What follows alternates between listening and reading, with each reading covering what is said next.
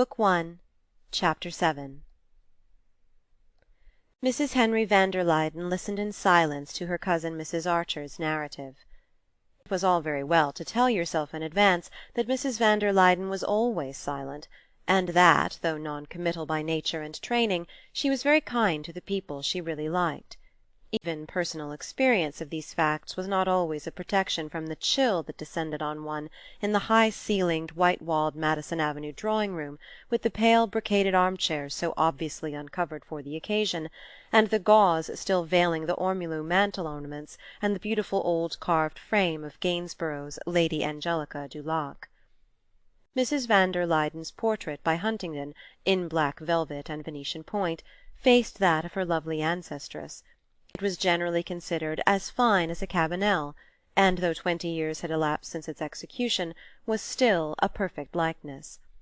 Indeed, the Mrs. van der Luyden who sat beneath it listening to Mrs. Archer might have been the twin sister of the fair and still youngish woman drooping against a gilt armchair before a green rep curtain.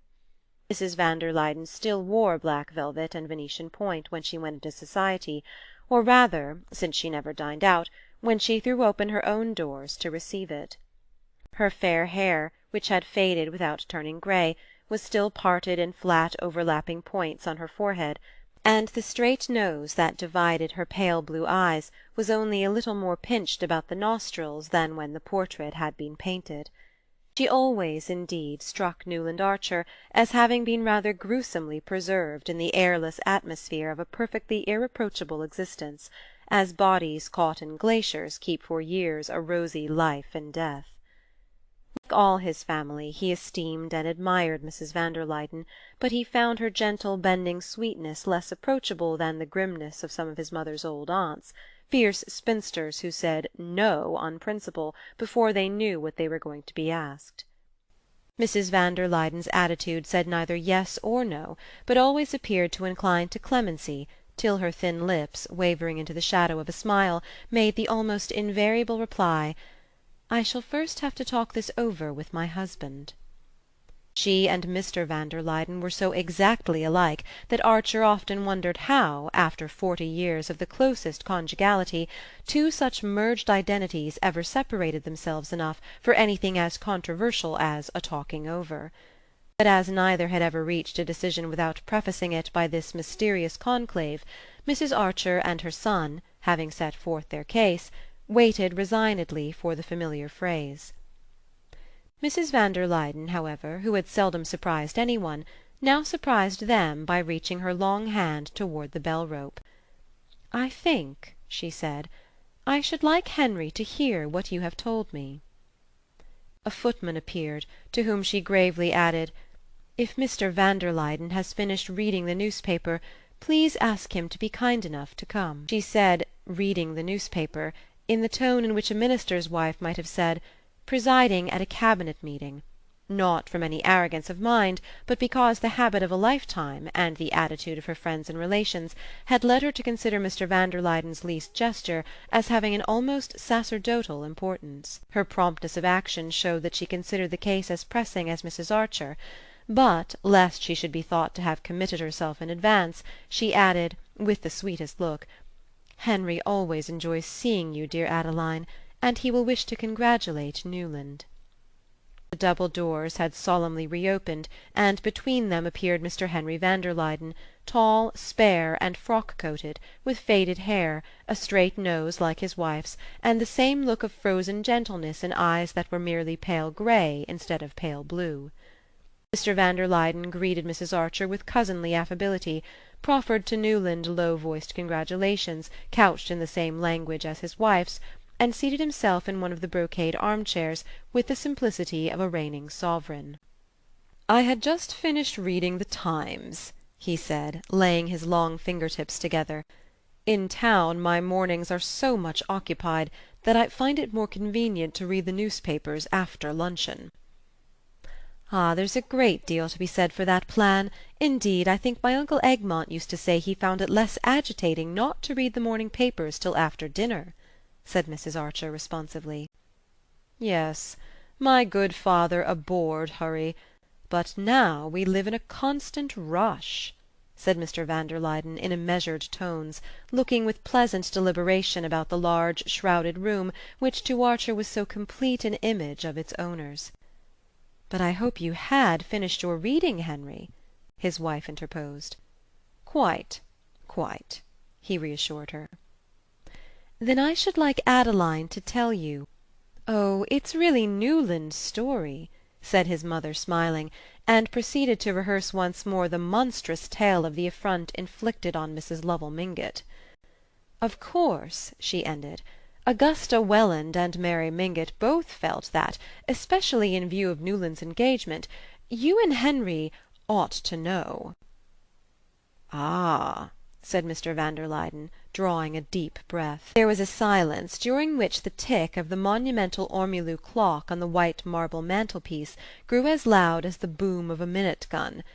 Archer contemplated with awe the two slender faded figures, seated side by side in a kind of vice-regal rigidity, mouthpieces of some remote ancestral authority which fate compelled them to wield, when they would so much rather have lived in simplicity and seclusion, digging invisible weeds out of the perfect lawns of Skuytercliff, and playing patience together in the evenings. Mr. van der Luyden was the first to speak.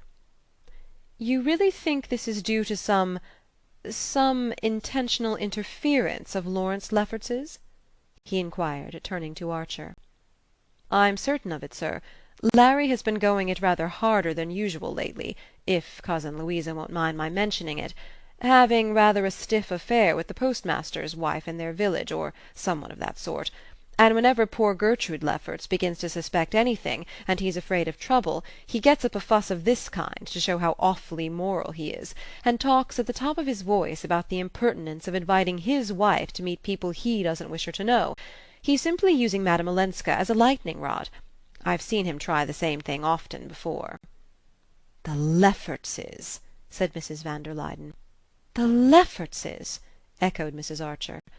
"What would Uncle Egmont have said of Lawrence Lefferts's pronouncing on anybody's social position? It shows what society has come to." "We'll hope it has not quite come to that," said Mr. van der Luyden firmly. "Oh, if only you and Louisa went out more!" sighed Mrs. Archer. But instantly she became aware of her mistake. The van der Luydens were morbidly sensitive to any criticism of their secluded existence. They were the arbiters of fashion, the court of last appeal, and they knew it, and bowed to their fate. But being shy and retiring persons, with no natural inclination for their part, they lived as much as possible in the sylvan solitude of Skuytercliff, and when they came to town declined all invitations on the plea of Mrs. van der Luyden's health. Newland Archer came to his mother's rescue.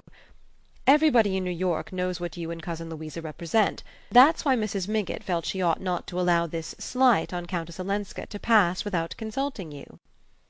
Mrs. van der Luyden glanced at her husband, who glanced back at her. "It is the principle that I dislike," said Mr. van der Luyden. "As long as a member of a well-known family is backed up by that family, it should be considered final." "It seems so to me," said his wife, as if she were producing a new thought.